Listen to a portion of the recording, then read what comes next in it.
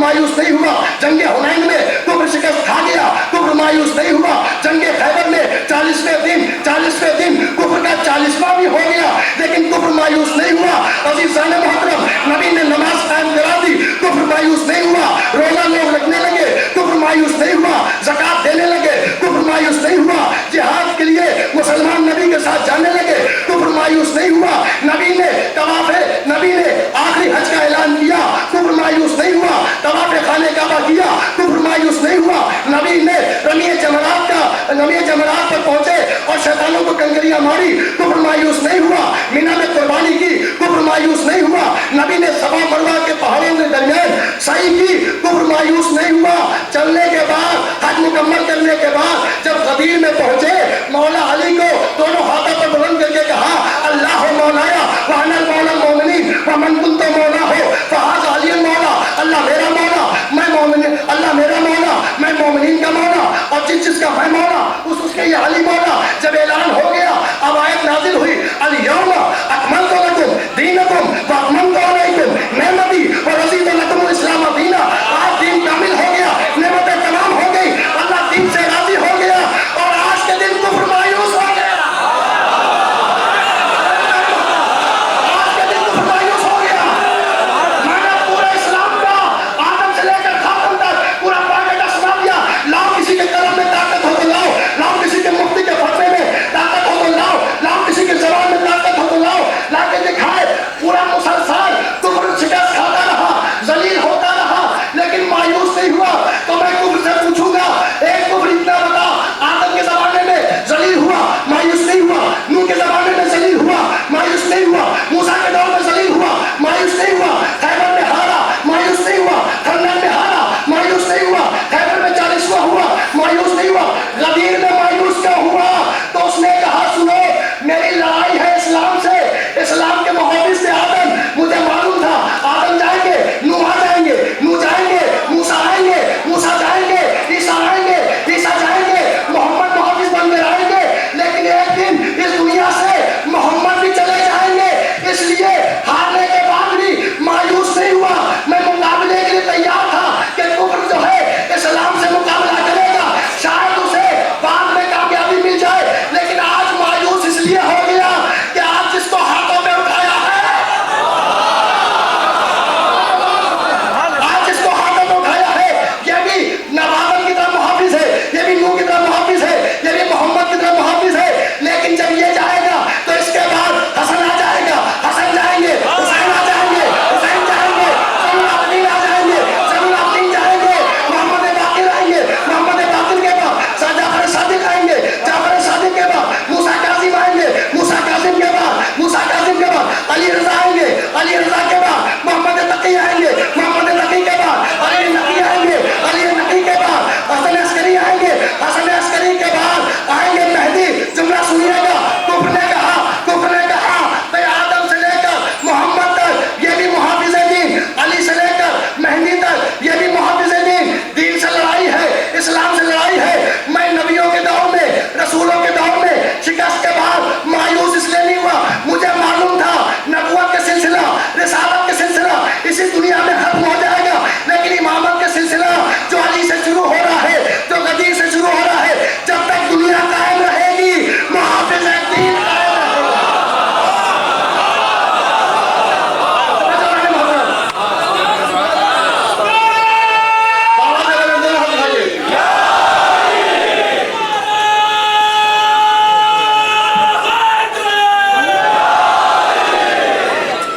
बस बात मैंने तमाम कर दिया।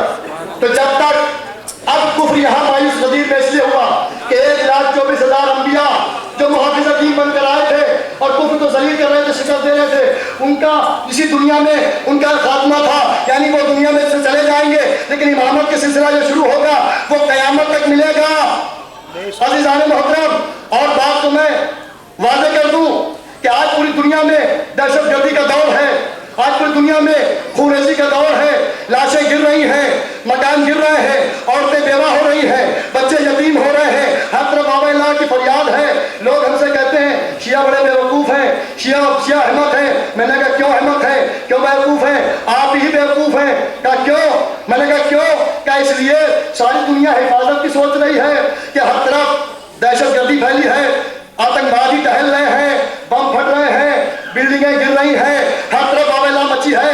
अरे आप लोग रात रात भर जश्न करते हैं, शोरा शेर पढ़ रहे हैं, अंजुमने नहा पड़ रही है, रात रात भर शब्बेदारियां कर रही है, लोग जो ज़ियारतों पे जा रहे हैं, काफिले ले लेकर, कोई 1 महीने के लिए जा रहा है, कोई 2 दिन के लिए जा रहा है, और वहां असल ज़ियारत के बाद अगर मौका मिला तो जोगीपुरे जा रहे हैं, हुसैन बेकरी जा रहे हैं, मशहद अली समाना जा रहे हैं, जिसको जहां मौका मिल रहा है जा रहे हैं। ये घबराते क्यों नहीं है?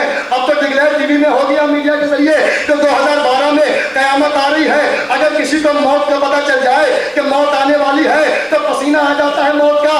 अज़ीज़ाने मोहतरम, लोग कहते हैं कि कयामत से आपको डर नहीं लगता।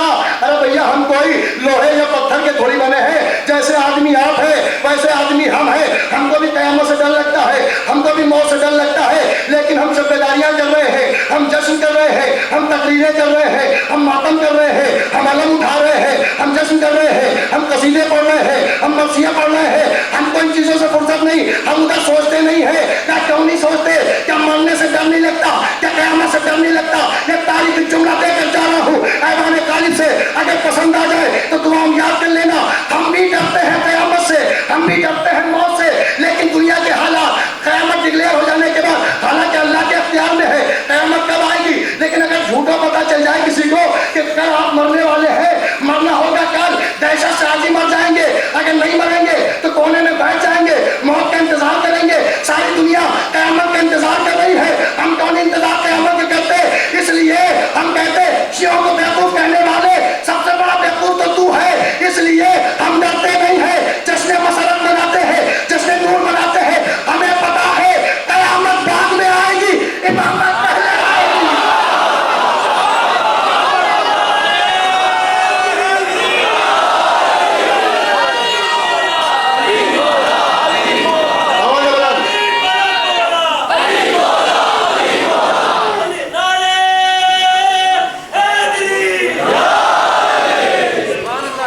बस आखिर में मैं सम्मान भाई और उनके पूरी फैमिली की तरफ से तमाम आए हुए मोमिनीन को मुबारकबाद भी देता हूँ और शुक्रिया भी अदा करता हूँ।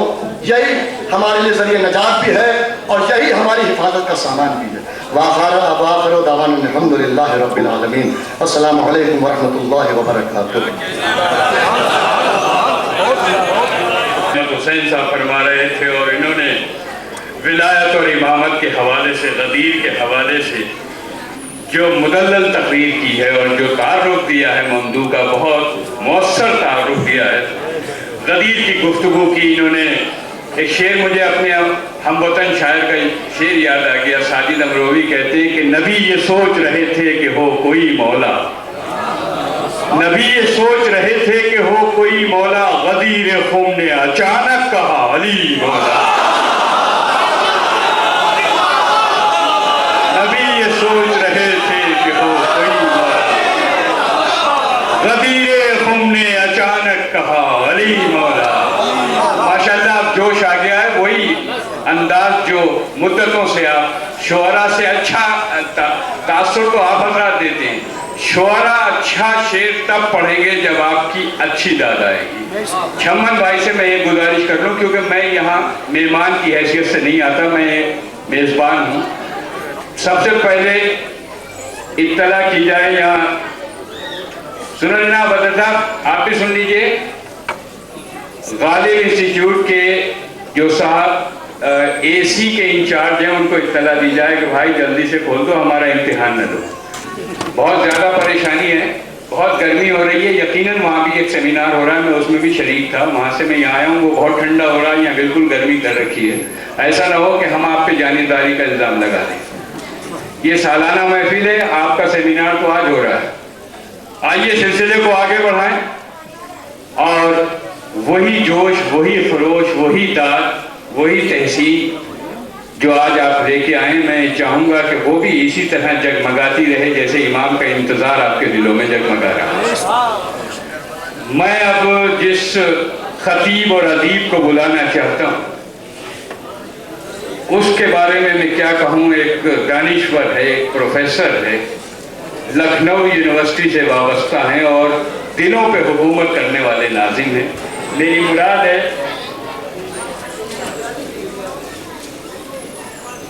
चलिए ये भी बात आपकी सही है, शम्मन साहब ने जो इशारा किया वो इशारा आप भी समझते हैं।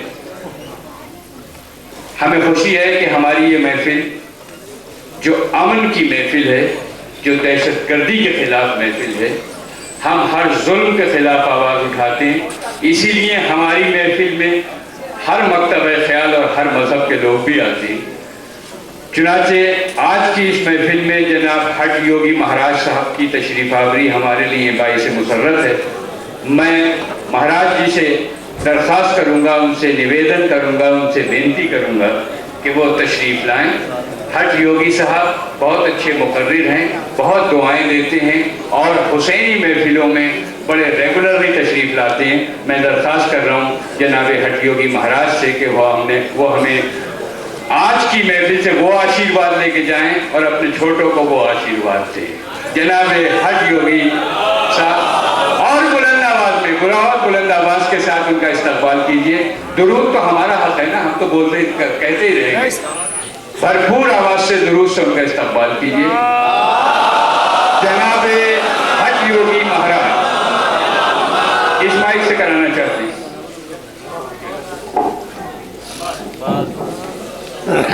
मीडिया वालों की सहूलत हो जाए। अस्सलाम वालेकुम। अल्हम्दुलिल्लाह। जनाब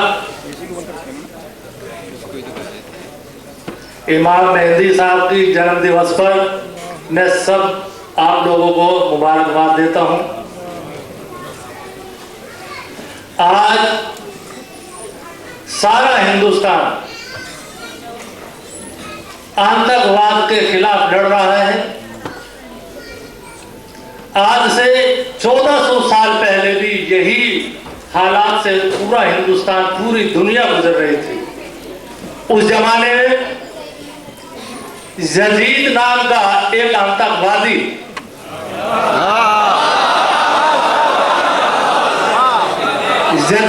यजीद नाम का आतंकवादी जो एक खुदा के प्यारे के साथ लड़ रहा था, आज उसी की याद में हम उस आतंकवाद के खिलाफ पूरे हिंदुस्तान के साथ लड़ेंगे। मेरे कहने का तात्पर्य यह है कि हम जिहाद छेड़ेंगे उसके खिलाफ जो संघर्ष कर रहा है गलत काम के लिए, जो आतंकवादी है उनके लिए हम जिहाद छेड़ेंगे। जिहाद का मकसद ही संघर्ष करना होता है कि संघर्ष करेंगे, हम गलत काम नहीं होने देंगे, पूरी दुनिया में नहीं होने देंगे। संघर्ष हमारा नारा रहेगा, जिहाद हमारा नारा रहेगा। और मैं ज्यादा नहीं बोलते हुए मैं छम्मन भाई का भी शुक्रिया अदा करूंगा कि ऐसे शुभ मौके पर मुझे बुलाया जाता है। मैं उनको भी बहुत धन्यवाद देता हूं। और एक छोटा सा शेर में पेश करने जा रहा हूं।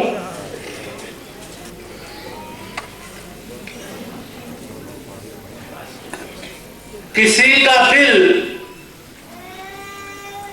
का दिल जो टूटता है साहिल, किसी का दिल जो टूटता है साहिल, तड़प उठता हूं अपना दिल समझकर। जनाब मैं ज्यादा कुछ ना बोलते हुए आप लोगों को सबका शुक्रिया अदा करता हूं और छम्मन भाई का तो 2 बार शुक्रिया अदा करूंगा कि मुझे ऐसे शुभ अवसर पर बुलाते हैं। धन्यवाद।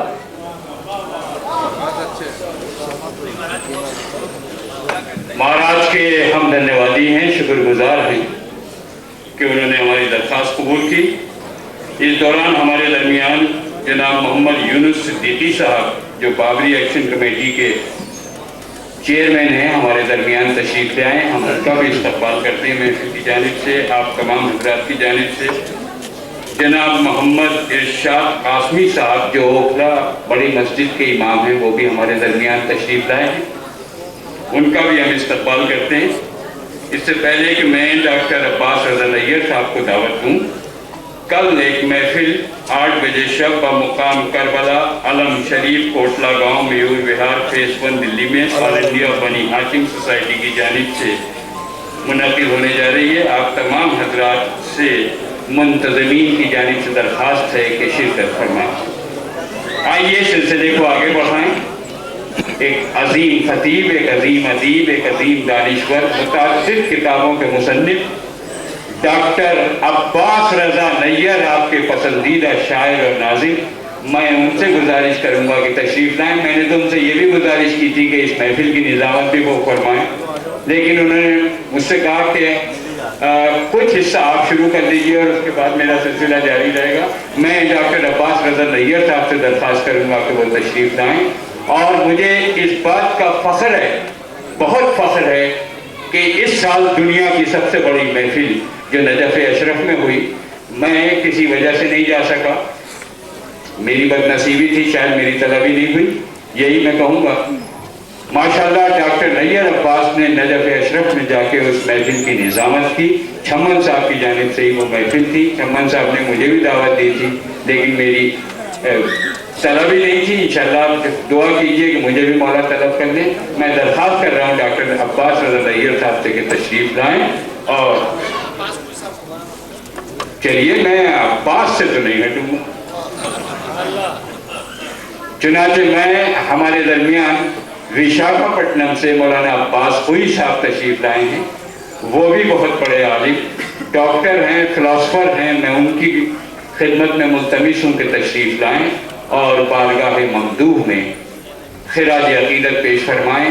अपने खूबसूरत अल्फाज से, अपनी मौसर तकरीर से आपसे दरख्वास्त है कि जितनी देर में वोट के आए आप दुरूद से उनका इस्तक़बाल करें। मौलाना डॉक्टर अब्बास हुई साहब।